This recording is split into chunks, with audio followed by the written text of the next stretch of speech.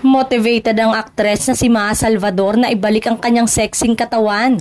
3 buwan matapos isilang ang first baby nila ng mister na si Rambo Nunez. Sa pamamagitan ng Instagram Reels, ipinasilip ni Maha ang matinding workout session kasama ang sister-in-law na si Yani Alvarez. Inilarawan pa nga niya ito bilang workout buddy na nagbibigay inspirasyon sa kanya na magpursige sa pag-workout. Samantalang may mga humirit na sanayay, ibalik na siya sa asap natin to. Ang original na queen of the dance floor ng sikat na variety show. Maaalalang inanunsyo kamakailan na ang magaganap na ngayong linggo ang reformatting ng asap natin to ng ABS-CBN.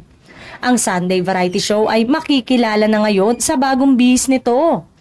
Ayon sa Kapamilya Network, ang bagong asap ay magdiriwang ng mga kwento ng pag-asa, pag-ibig at inspirasyon mula sa mga kapamilya sa buong mundo.